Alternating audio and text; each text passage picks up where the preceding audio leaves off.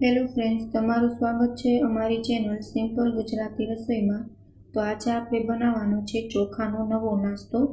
ફક્ત 15 જ મિનિટમાં બનીને તૈયાર થઈ જાય છે અને આ નાસ્તો તમે બાળકોને લંચ બોક્સ કે ટિફિનમાં પણ આપી શકો છો। એકવાર આ નાસ્તો બનાવશો ને તો આ નાસ્તાની ડિમાન્ડ વારંવાર બાળકો કરશે, તેટલો સરસ ટેસ્ટમાં બનીને થાય છે। નાનાથી લઈને મોટાને સૌને પસંદ આવશે અને ખૂબ જ ઓછા તેલમાં બનીને તૈયાર થઈ જાય છે। તો નાસ્તો બનાવવા માટે અહીં મેં 1 બાઉલ જેટલા ચોખા લઈ લીધા છે। તેને 2 થી 3 વાર પાણીમાં ધોઈને સાફ કરી લીધા છે। હવે અહીં મેં ગરમ પાણી લીધું છે, તે એડ કરી દીધું છે। ગરમ પાણી એટલે લીધું છે કેમ કે આપણા ચોખા છે ને તે ઝડપથી પલળી જાય। જો તમે નોર્મલ પાણીથી ચોખા પલાળો છો તો તેને તમારે 1 કલાક સુધી પલાળવા જોશે અને જો ગરમ પાણીથી પલાળશો ને તો 15 જ મિનિટમાં ચોખા સારી રીતના પલળી જશે। હવે જ્યાં સુધી આપણા ચોખા પલળે છે ત્યાં સુધી આપણે નાસ્તા સાથે ખાવા માટે ચટણી બનાવી લઈશું। આ ચટણી ખૂબ જ ટેસ્ટી બનીને તૈયાર થાય છે અને નાસ્તાનો ટેસ્ટ પણ વધારી દેશે, તેટલી ટેસ્ટી બનીને થાય છે। તો ચટણી બનાવવા માટે અહીં મેં 1 ચમચી તેલ લીધું છે, તેમાં 1 ચમચી જીરું એડ કરી દીધું છે અને ચણાની દાળ અને અડદની દાળ એડ કરી દીધી છે, અડધી ચમચી જેટલી। ચટણીમાં અડદ અને ચણાની દાળનો ટેસ્ટ સરસ આવશે।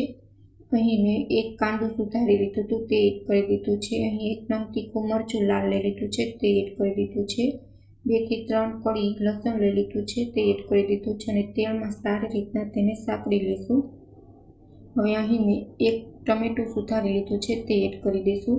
હવે તેલમાં સારી રીતના સાતળી લેશું અને ઝડપથી તેલમાં સતળાઈ જાય તેના માટે આપણે અડધી ચમચી જેટલું મીઠું સ્વાદ અનુસાર એડ કરી દઈશું।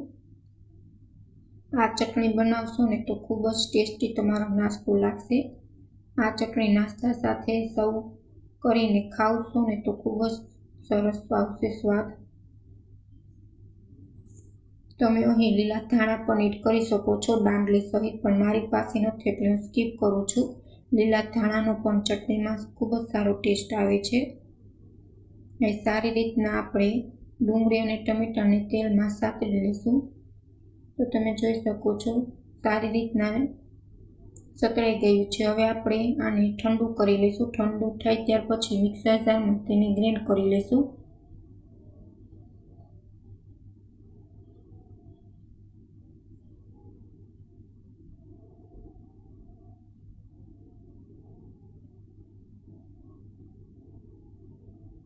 તો હવે જ્યાં સુધી આપણી ચટણી ઠંડી થાય ત્યાં સુધી આપણે 2 મિનિટ થઈ ગઈ છે અને આપણી ચટણી સારી રીતના ઠંડી થઈ ગઈ છે। હવે આપણે તેને મિક્સર જારમાં ગ્રાઇન્ડ કરી લીધી છે। તો તમે જોઈ શકો છો જોતાં જ ખાવાની મન થઈ જાય ને તેટલી ટેસ્ટી બનીને તૈયાર થઈ છે।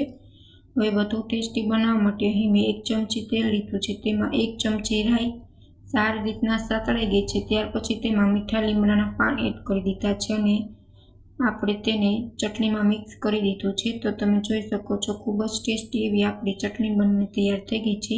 આ ચટણી આપણે નાસ્તો જ્યારે બનાવશું ત્યારે તેની સાથે સર્વ કરીને તેને ખાશું। તો હવે અહીં તમે જોઈ શકો છો 15 મિનિટ થઈ ગઈ છે અને ગરમ પાણી એડ કરવાથી આપણા ચોખા સારી રીતના પલળી ગયા છે।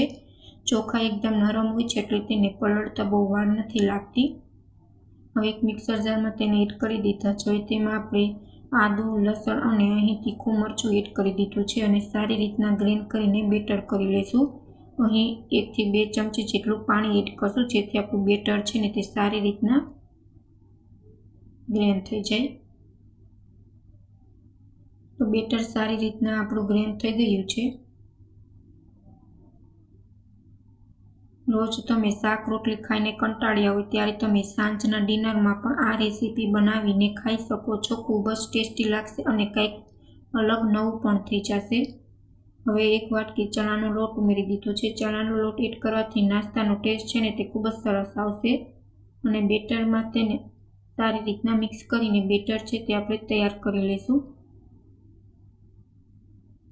બેટર તૈયાર થઈ ગયું છે। હવે તેમાં આપણે 1 તીખું મરચું એડ કરી દીધું છે, કાંદા એડ કરી દઈશું અને ટામેટાં એડ કરી દઈશું। જો તમારી પાસે ગાજર હોય તો તમે ગાજર પણ એડ કરી શકો છો અને અહીં લીલા ધાણા પણ એડ કરી શકો છો। હવે થોડુંક ટમેટું અને કાંદા મેં વધાર્યા છે જે આપણે નાસ્તો બનાવશું તેના માટે ઉપયોગ કરશું આગળ. હવે અહીં અડધી ચમચી હિંગ, અડધી ચમચી હળદર, અડધી ચમચી ધાણા જીરું પાવડર, અડધી ચમચી ગરમ મસાલો અને અડધી ચમચી લાલ મરચું પાવડર એડ કરી દઈશું. સ્વાદ અનુસાર મીઠું એડ કરી દઈશું.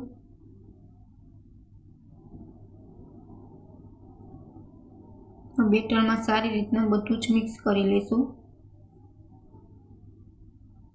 તમે અહીં લીલા ધાણા પણ એડ કરી શકો છો.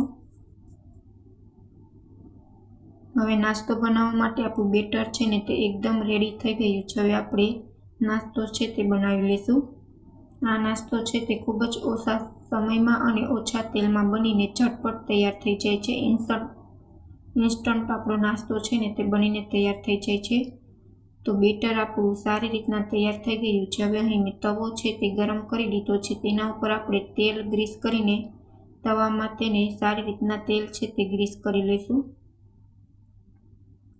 જેથી આપણો નાસ્તો છે ને તે આસાનીથી નીચે ચોટે નહીં અને ઉપસી જાય. હવે થોડું બેટર આપણે તવા ઉપર એડ કરીને સારી રીતના તેને પાથરી લઈશું. ઉપરથી આપણે જે લીલા કાંદા અને ટામેટા વધાર્યા છે તે ઉપરથી આપણે સ્પ્રેડ કરી દઈશું. જો તમને આ પસંદ હોય તો તમે આ વસ્તુ કરી શકો છો, અથવા તો અંદર એડ કર્યા છે એટલે ઉપરથી એડ ન કરવા હોય તો પણ ચાલે. આવી રીતના ઉપરથી એડ કરવાથી ટેસ્ટ સરસ આવશે. તમે ઉપર લીલા ધાણા પણ એડ કરી શકો છો. હવે એક સાઈડ આપણો સારી રીતના નાસ્તો છે તે બનીને તૈયાર થઈ ગયો છે. હવે આપણે બીજી સાઈડ પલટી લઈશું અને બંને સાઈડ સારી રીતના તેને આપણે ચોળવી લઈશું.